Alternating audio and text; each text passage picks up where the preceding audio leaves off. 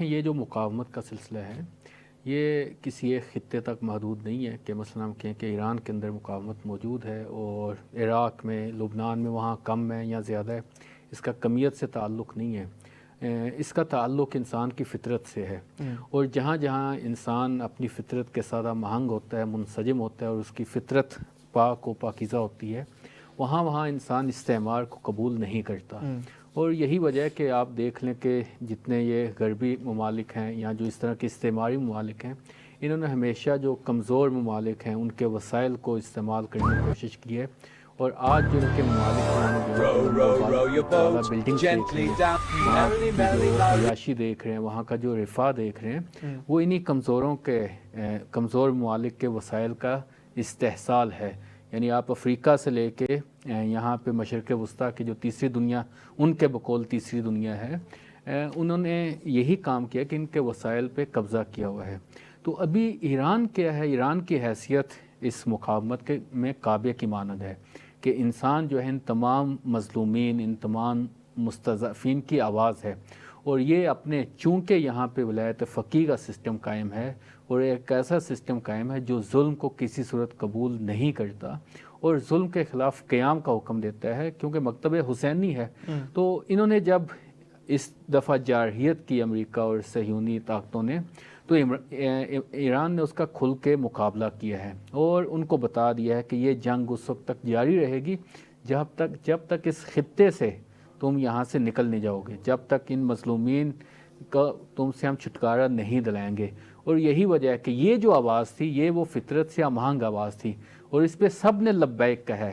عراق نے لبیک کہا، لبنان نے لبیک کہا، یمنی وہاں سے آمادہ بیٹھے ہیں کہ ایک دفعہ اگر ہمیں ایران ہم سے کہے تو ہم بالکل آمادہ ہیں.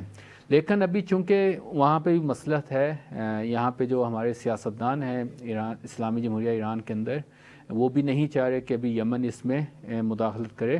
لیکن سب آمادہ ہیں. کیوں؟ اس لیے کہ اس ظلم سے، اس بربریت سے، اس جارحیت سے کسی طرح چھٹکارا ممکن ہو. اور یہ جو آپ نے ہمیں بتائی ہیں، جو ہیڈ لائنز بتائی ہیں، آپ دیکھ سکتے ہیں کہ حزب اللہ، کہ جس کے متعلق ان کا یہ نظریہ تھا کہ حزب اللہ کی ہم نے کمر توڑ دی ہے اور ابھی وہ کسی حملے کے شاید قابل نہیں ہے، یا کم از کم اس کو سروائیو ہونے میں کچھ سال لگیں گے. یہ وہی حزب اللہ ہے کہ جو 1 سال سے صبر کیے بیٹھی تھی.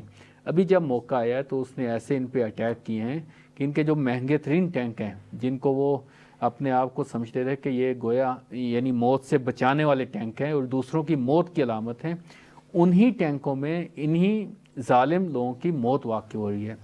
اور حزب اللہ وہاں سے ہٹ کر رہی ہے کہ ان کو سمجھ نہیں آ رہا. بلکہ آج میں دیکھ رہا تھا کہ اس میں واشنگٹن کی جو بعض اخباریں ہیں وہ کہہ رہی ہیں کہ ٹرمپ کے جو بعض حلقہ نزدیک ہیں، جو نزدیک کے لوگ ہیں، وہ بھی پشیمان ہونا شروع ہو چکے ہیں کہ یہ ہم سے بہت بڑی اسٹریٹجک غلطی ہوئی ہے.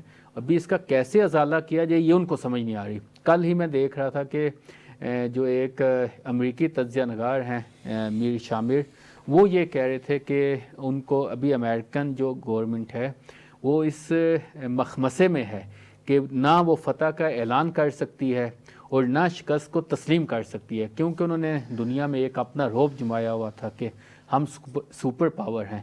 ابھی یہ سپر پاور اپنے آپ کو ثابت کرنے کے لیے تب تک ممکن نہیں ہوگا جب تک ایران پیچھے نہ ہٹے. اور ایران نے کھلا پیغام دیا ہے کہ میں کسی صورت پیچھے نہیں ہٹوں گا.